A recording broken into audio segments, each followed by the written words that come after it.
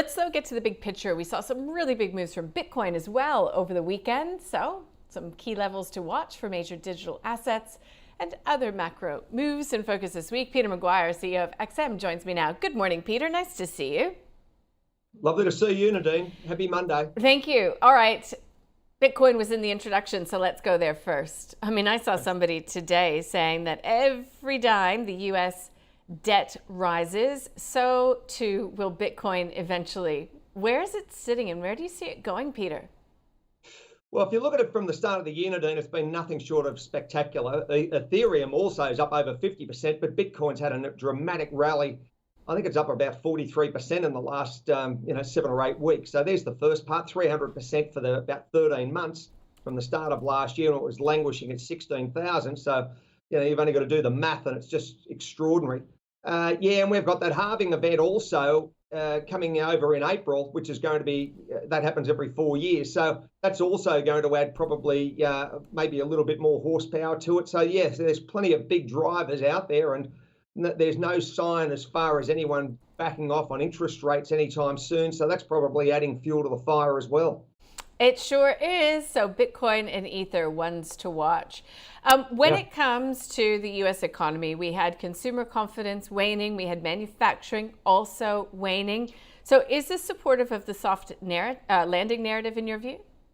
Well, in some ways it is. I mean, you're understanding that some of the companies are downsizing. So there's the first part of it. And numbers, if you're looking at the broader market like the Russell 2000, it's fairly weak. So, you've got the extraordinary companies that make up the Magnificent Seven, and they're carrying everyone up. But there's a lot of companies that aren't performing as well. But, the overall market is nothing short of spectacular in the last couple of months, Nadine. If you're looking since the start of the year, and if you put your mind back to October, it's showtime. It's showtime. Got it. Now, also showtime for the ECB this week. What are your expectations? I'm not really thinking anytime soon for a rate cut. They're pushing it back to June, but I've really got some big problems coming across from Germany. They're staring down the barrel of a very bleak time ahead. As you know, Nadine, people are pushing back on big luxury item sales. That's greatly impacting an economy like Germany, for the likes of Porsche, Audi, BMW, Mercedes to just run across that, then heavy industry as well. So if a global appetite is weak, then that's going to impact sales, and that impacts, base metals and everything rolling into that.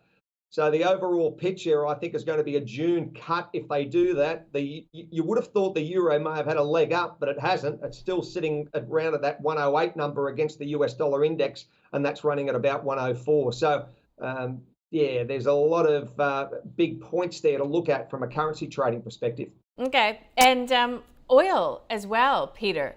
So walk us through what happened in terms of OPEC Plus and where you see oil headed from here, because of course hanging around that $90 per barrel mark.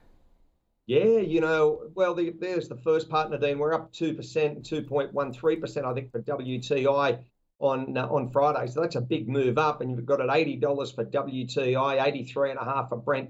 The cuts OPEC Plus this week, they're saying that the minimum will be a roll forward as far as voluntary production cuts for an extended 3 months, and they may even roll that even further forward. So crude's having a bit of a rally to the upside, and we've just got to see if there's more geopolitical concerns also weigh into that as far as a war premium if anything escalates. So it's a very interesting quarter for the crude market, and I wouldn't be surprised to see it edge up higher from here. All right, and gold also looking pretty strong as we start this trading week here in Australia. You bet, nearly 2,100, had a big push up 2% So that was strong. And again, the storyline, Nadine, there's no backing back from an interest rate perspective. So inflation, all of those concerns, and it's hit the gold bugs between the eyes. I'm looking forward to hearing your guest coming on at 11, because I was recently in India, and the appetite over there is just immense from retail public for jewelry consumption and all things gold. So I think that the best times ahead for 24 are going to be onward and upward for the gold market, and certainly keep an eye on silver. All right. Look, Peter, you've got us around markets in record speed. The momentum, generally speaking, the momentum in equities, does it have legs, or do we need a healthy consolidation in your view? Nadine, any market that goes up aggressively like we've seen in the last year has been nothing short of, it's off the table. when you're looking at the numbers coming out of Japan, it's just extraordinary. The Nikkei 225 it'll be breaking through 40,000 probably today. And in the US market and our market. So, yeah, markets do get exhausted to the upside. I'm not a doomsayer, but just keep an eye on it. And, when markets give up that hot air, then sometimes you do see a little bit of a pullback. But at the moment, it's pretty hard not to be long.